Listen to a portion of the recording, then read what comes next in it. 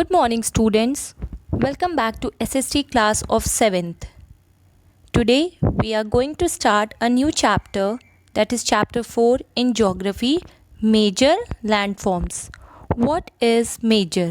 Major means important, okay, or main, and landforms means physical features of the earth surface. ऐसे surface जिनको हम physically देख सकते हैं, जैसे कि plains, plateaus, valleys, mountains, etc. Okay, so the name of the chapter is major landforms. Major means important, landforms means physical features of the earth surface. So children, before starting the chapter, let us look the key terms of the chapter. Okay, the first one is delta. What is delta?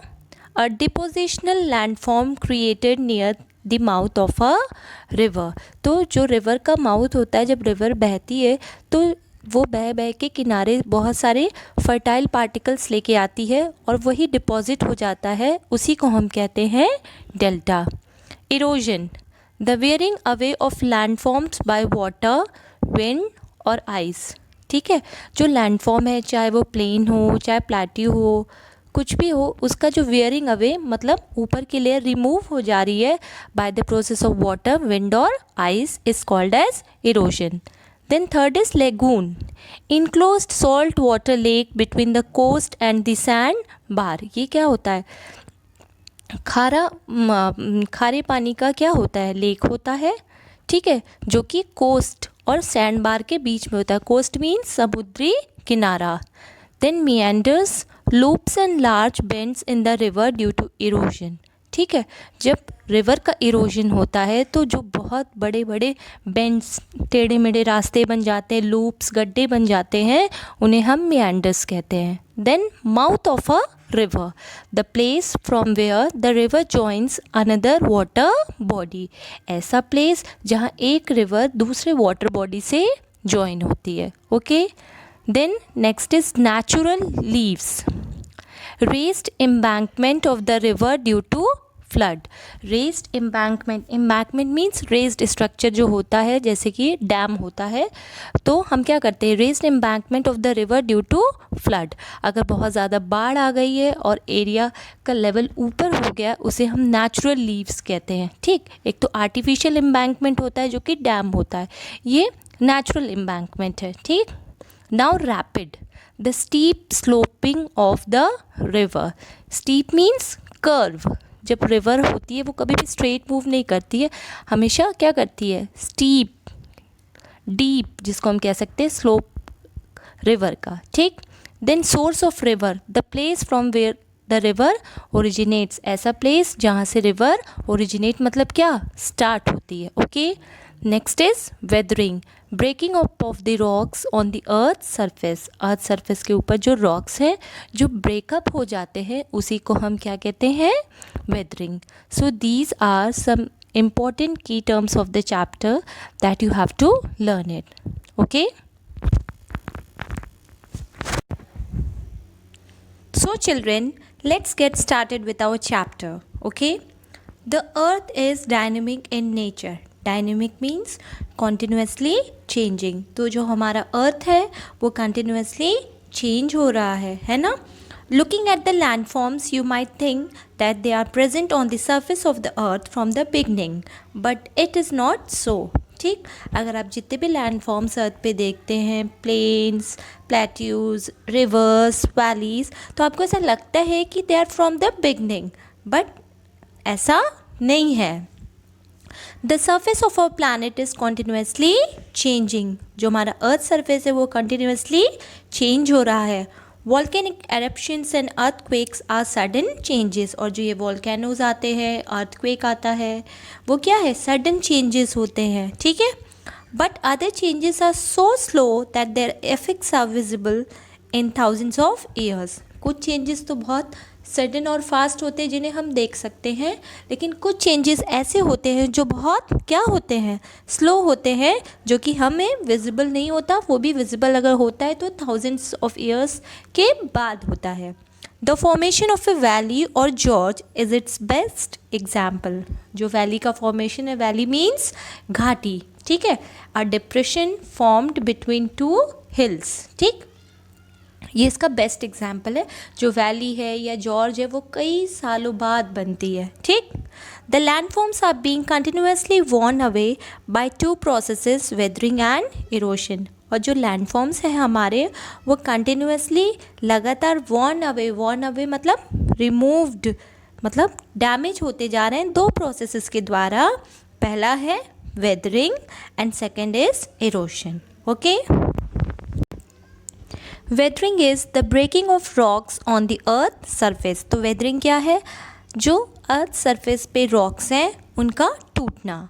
A number of factors like heat, cold, frost, chemical reaction and work of plants and animals help in weathering। और weathering के बहुत सारे agents हैं, बहुत सारे factors हैं, जैसे कि हीट है, बहुत ज़्यादा एक्सेसिव हीट होगा तो भी रॉक्स ब्रेक डाउन हो जाएंगे।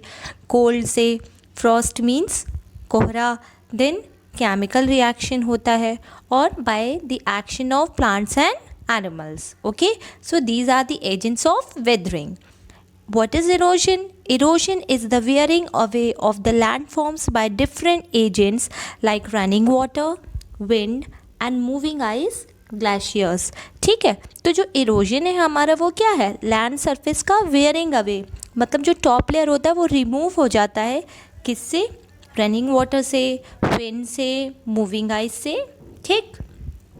Erosion is slowed down due to plants as their roots tighten and bind rock particles, ठीक है। जो इरोजन कब स्लो हो जाता है?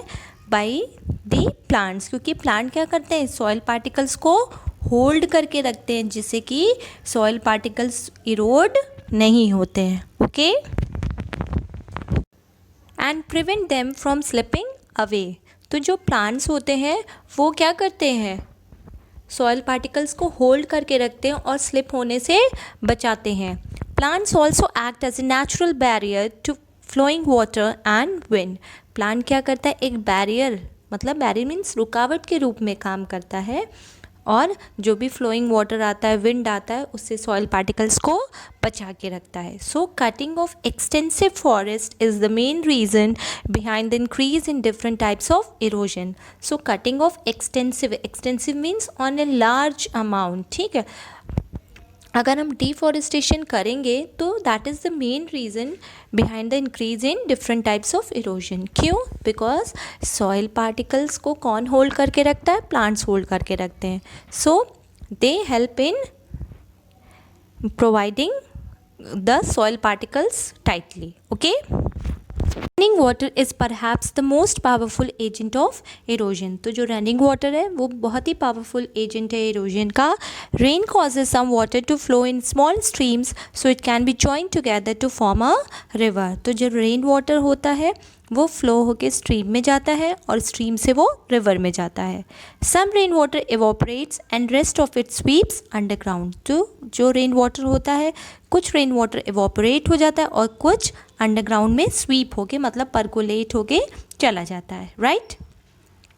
Source is a term used for a place where the river originate. Source एक ऐसा प्लेस है जहाँ से कि रिवर ओरिजिनेट मीन्स बिगिन और स्टार्ट होता है, ठीक।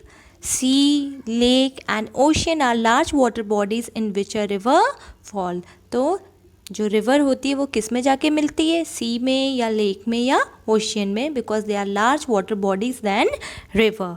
Mouth is the term used for the place where the river joins another water body. और माउथ एक टर्म है जो हम यूज़ करेंगे किसके लिए? It is a place where the river joins another body. जहाँ कोई भी रिवर दूसरे वाटर बॉडी, चाहे लेक, चाहे सी या पॉन्ड, किसी से भी कनेक्ट करती है, जॉइन होती है, उसे हम कहेंगे mouth. River basin is an area which is drained by the river and its tributaries. और रिवर बेसिन ऐसा एरिया है जिसमें रिवर और उसकी ट्रिब्यूटरीज आकर मिलती हैं, okay. The three ways by which running water carries out its work are. तो ऐसे तीन तरीके जिससे कि रनिंग वाटर सॉइल पार्टिकल्स को रिमूव करती है, क्या क्या है? First, eroded material is transported by running water. तो रनिंग वाटर क्या करती है? मटेरियल जो भी सॉइल पार्टिकल्स है उसको इरोड कर देती है, ठीक, और अपने साथ लेके जाती है। It erodes the rock over which it flows, ये उस रॉक को भी इरोड कर देती है जिसके ऊपर से ये फ्लो करती है। Then the transported material is also deposited by it, और जो भी मटेरियल अपने साथ ट्रांसपोर्ट करती है वो भी क्या करती है, डिपॉजिट कर देती है।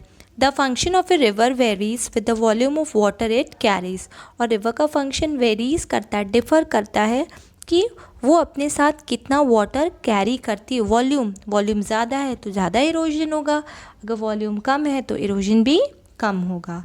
The slope of a river bed also plays a vital role, और जो रिवर बेड का स्लोप है, स्लोप मतलब ढलान जो है, वो भी क्या करती है, एक बहुत ही इम्पॉर्टेंट रोल प्ले करती है। Okay, In hilly regions or in the mountains, due to steep slope of land, the river carries a small volume of water. तो अगर हम hilly regions या mountains की बात करेंगे तो वहाँ पे जो land का slope होता है वो बहुत steep होता है, steep means नुकीला होता है। The river carries a small volume of water, जिस कारण जो river क्या करती हैं, अपने साथ बहुत ही थोड़ा वाटर कैरी करती हैं। Due to narrow stream it flows swiftly, और इनका स्ट्रीम जो होता है, बहाव होता है, बहुत ही नैरो पतला होता है।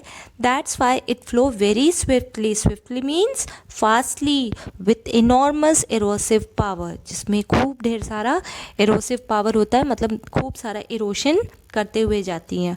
Forming number of land forms, most common land form which is formed by reverse is a V shaped valley, ठीक है, जो सबसे ज़्यादा कॉमन लैंड फॉर्म है जो बनता है वो है V shaped valley. What is gorge? Gorge यानी कि घाटी. It is a very deep and narrow valley. It is formed when a river erodes vertically through hard rocks. तो जॉर्ज क्या है, बहुत ही गहरा, डीप और नैरो पतला वैली है, और ये कब फॉर्म होता है, when a river erodes vertically, जब कोई रिवर वर्टिकली, ठीक है, इरोड करती है हार्ड रॉक्स के ऊपर से। This valley is called the letter I, जैसे आई वर्टिकल होता है, स्ट्रेट होता है, वैसे ये भी वैली क्या होती है, स्ट्रेट होती है। And therefore also called an I shaped valley, इसलिए इसको आई शेप्ड भी वैली कहते हैं, क्योंकि जो इसका वैली का फॉर्मेशन होता है वो आई के शेप में यानी कि वर्टिकल होता है। Okay, so this was all about today. In our next class, we will study about the waterfall and other major landforms. So keep on revising the topic. Okay, thank you and have a great day.